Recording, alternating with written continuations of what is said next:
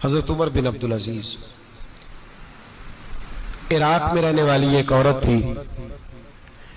उस औरत का खामद फौत हो गया तो 5 बच्चियां यतीम थी। वो इराक से चली और जनाब उमर बिन अब्दुल अजीज के पास आई कि आप मेरी बच्चियों का वजीफा लगा दें। वो कहती है जब मैं पहुंची ना, यहां तो अब तो इस्तकबाल, आना जाना बड़े मामलात है। अब तो बच्ची की बारात आए और 5, 7, 10, 20 लोग दरवाजे पे खड़े ना हो तो बारात नाराज हो जाती है। कहते हमारा इस्तकबाल ही किसी ने नहीं किया। तो इस्तकबाल तो अब इस तरह है जिस तरह नशा नहीं होता, ये इस्तकबाल की हालत है, अमीरों से लेके गरीबों तक। मुझे पूछा ही नहीं किसी ने, कुर्सी नहीं दी, आगे नहीं बिठाया, ये वाला मामला है। और मैं मेरी तरह के लोग, नेक लोगों की बात नहीं करता। अब तो हम देखते हैं फलां मौलाना का इस्तकबाल हो रहा है, फलां के लिए लोग खड़े हो रहे हैं, नारे लग रहे हैं। और अब तो मैं देखता हूं ऐसे ऐसे हाथ लहराते हैं सूफी और दरवेश कहलाने वाले, जैसे सियासी लीडर लहराया करते हैं। ये क्या तरीका हुआ? ये कौन सा तर्ज जिंदगी? मेरे नबी पाक सल्लल्लाहु अलैहि वसल्लम ने फरमाया जो ख्वाहिश करे कि मैं आऊं और लोग खड़े हों वो तो जहन्नमी है, तो दोज़खी है। सारे वही तरीके हम इख्तियार करते जा रहे हैं, वही प्रोटोकॉल है हर जगह। वो लोग जिनके दरवाजे खुले होने चाहिए थे वहां भी हर वक्त के लिए मामला तय हो गए। याद रखें मेरे नबी पाक अलैहिस्सलातु वस्सलाम ने जो तालीमात दी, हजरत उमर बिन अब्दुल अजीज रहमतुल्लाह ताला अलैह। औरत कहती है मैं पहुंच गई, मैंने लोगों से पूछा घर कहां है, तो कहा वो जहां बोरी लटक रही है ना बाहर, टाट का पर्दा लगा हुआ है, वो हजरत उमर बिन अब्दुल अजीज का घर है। कहती है मैं दरवाजे पे दस्तक दी तो एक औरत ने दरवाजा खोला तो मुझे बीबी जान के अंदर बुलाया। तो उनके घर के अंदर जब मैं दाखिल हुई तो बड़ा सारा सेन था, एक तानिम कुआं लगा था, एक तरफ एक बड़ा दरख्त था और एक छोटा सा बनाई हुई थी जगह बर्तन धोने के लिए। और बीबी ना बर्तनों को मिट्टी लगा के साबुन लगा के बैठी हुई थी, काम कर रही थी वो औरत। मुझे उसने दरख्त के नीचे बिठाया, पानी पिलाया। कैसे आई हो? मैंने कहा अमीरुल मोमिनीन से मिलना है। कहने लगी बैठो थोड़ी देर में आ जाते।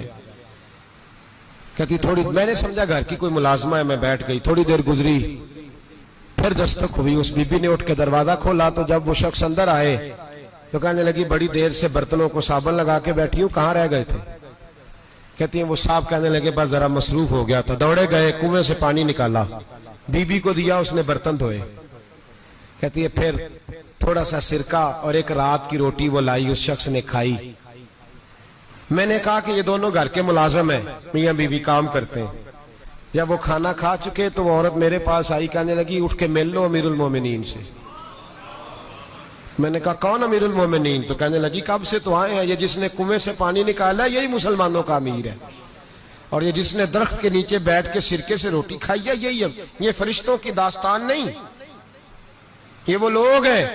मैं रात को भी कह रहा था एक जगह पे कि ये लोग जो है ना जिनका आप रोज शिकवा करते हैं हुकूमतें बड़ी खराब हैं, ये कोई नहीं खराब, बिल्कुल खराब नहीं। जितने सियासी लीडर है सारे सही हैं। खराब वो लोग हैं जो इन्हें वोट दे के लीडर बनाते हैं, बिल्कुल खराब नहीं। मैं तो इनके हक में होता जा रहा हूं। नाराज हो गए ना आप लोग?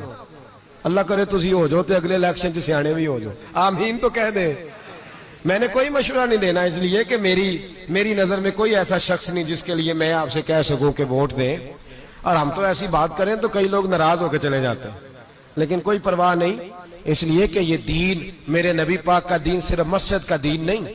इंशाअल्लाह आइंदा जुम्मे नजरिया पाकिस्तान बयान करूंगा और बताऊंगा कि पाकिस्तान का मतलब क्या, ला इलाहा इल्लल्लाह मुहम्मदुर रसूलुल्लाह सल्लल्लाहु अलैहि वसल्लम। हुजूर का जो कुरान नाफज होगा मस्जिद में, वो कुरान कचहरी में भी नाफज होगा इंशाअल्लाह।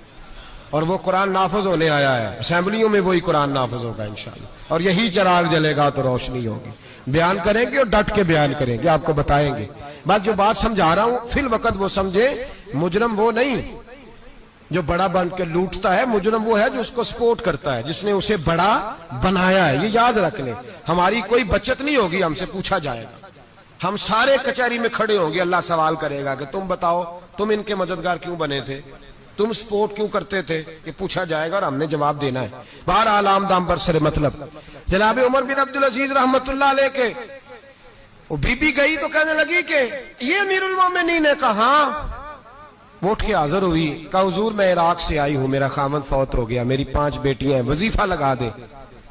वो बीबी कहती है मेरा दिल था कि यतीम बच्चियों का 100 दिनार साल का लगा देंगे तो बड़ी बात है। कहती है जब मैं उनके पास गई तो हजरत उमर बिन अब्दुल अजीज को बताया तो वो रोने लग गए और मुझसे माफियां मांगने लगे। मैंने कहा हुजूर आप क्यों माफी मांगते हैं? तो कहने लगे इसलिए माफी मांग रहा हूं कि तू मेरी रियाया में थी और तेरी 5 बच्चियां यतीम थी, तुझे खुद चल के आना पड़ा है। मेरा काम था तेरी खबर लेता, माफ कर दे अल्लाह की रिजा के लिए।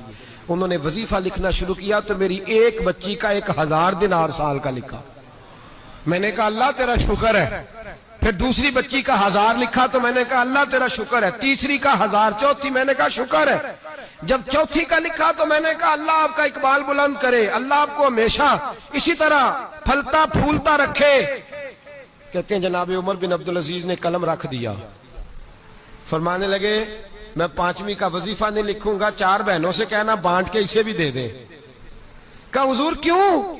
आप फरमाने लगे जब तक तू अल्लाह का शुक्र अदा कर रही थी मैं भी रब से जुड़ा हुआ था और अल्लाह से डर के लिख रहा था। अब तूने मेरी तारीफ की है, अब मेरी जात आ गई है, अब मैं अगर ये वजीफा लिखूंगा तो इससे अल्लाह राजी नहीं होगा, इससे मेरे नफ्स में रिया पैदा होगी। अब मैं 5वीं का नहीं लिखूंगा, जा और जाके इराक के गवर्नर को दे। बीबी कहती है मैं घोड़े पे बैठी और मैं चंद दिनों के बाद इराक पहुंची। जब सवेरे आके मैंने वालिए इराक को रुका दिया तो वो चीख मार के रोया। मैंने कहा क्या हुआ? तो कहने लगा बीबी आज रात को हजरत उमर बिन अब्दुल अजीज का इंतकाल हो गया, फौत हो गए, तो इंतकाल कर गए। कहती मैं भी तड़प के रोई।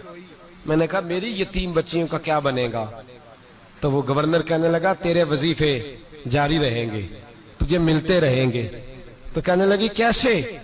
कहने लगा मैं अगर तो गवर्नर रहा तो तेरा वजीफा जारी रहेगा और अगर गवर्नरी से उतर भी गया तो मैं जाती तौर पे मालदार हूं, फिर भी तेरी बच्चियों के माहाना पैसे पहुंचते रहेंगे। मैंने कहा तू क्यों देगा? कहती वो रो पड़ा। कहने लगा अगर अमीर हजरत उमर बिन अब्दुल अजीज जैसे हो तो फिर अल्लाह गवर्नरों के दिलों में भी रहम डाल दिया करता है, फिर मेरे जैसे लोगों को भी वो बदल देता है। हजरत उमर बिन अब्दुल अजीज घर आए, 3 बेटियां थी। एक को आवाज दी, वो आई तो उसने मुंह पे हाथ रखा है। दूसरी को आवाज दी, वो आई तो मुंह पे हाथ रखा है। तीसरी को आवाज दी तो मुंह पे हाथ रखा है। आपने अपनी बीवी से कहा कि ये बच्चियां मुंह पे हाथ क्यों तीनों ने रखा हुआ, क्या बात है?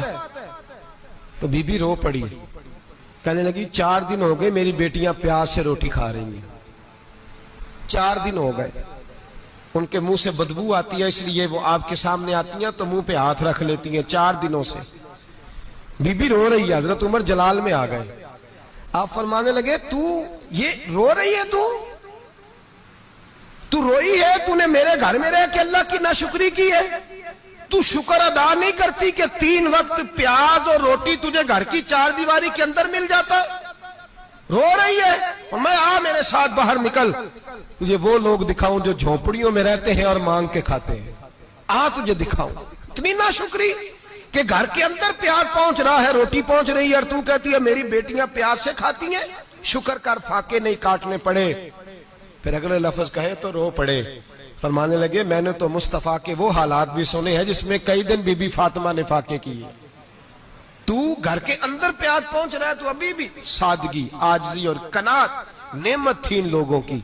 हमारे यहाँ रोज शिकवा है, किस बात का? गाड़ी कोई नहीं। रोज रोना है, किस बात का? बंगला कोई नहीं। रोज रोना है, किस बात का? बैंक बैलेंस कोई नहीं। 10 जोड़े क्यों नहीं ईद पे आए? और ये सिर्फ औरतों का मसला नहीं, हमारे अंदर भी ये बात बदरजे औला। हम रोज अपने आप को मिस्कीन कहते हैं, गरीब कहते हैं, लाचार कहते हैं, मजबूर कहते हैं। कभी देखो जो झोंपड़ियों में रहते हैं, कभी पलट के देखो लोगों की तरफ जो पैदा हुए तो आंखें कोई नहीं थी, हाथ कोई नहीं थे, पैर कोई नहीं थे। वो देखो जो पैदा हुए तो सर पे बाप का साया कोई नहीं था। कैसे कैसे लोग वक्त गुजार रहे हैं। हम रोज आके कहते हैं कारोबार ठंडा हो गया है, हालात बड़े खराब हो गए, हम बड़े मजबूर। क्या हो गया साहब? अल्लाह के दिन है, सारे अल्लाह के दिन है। वसल अच्छा है ना फिराक अच्छा है, यार जिस हाल में रखे वही हाल अच्छा है।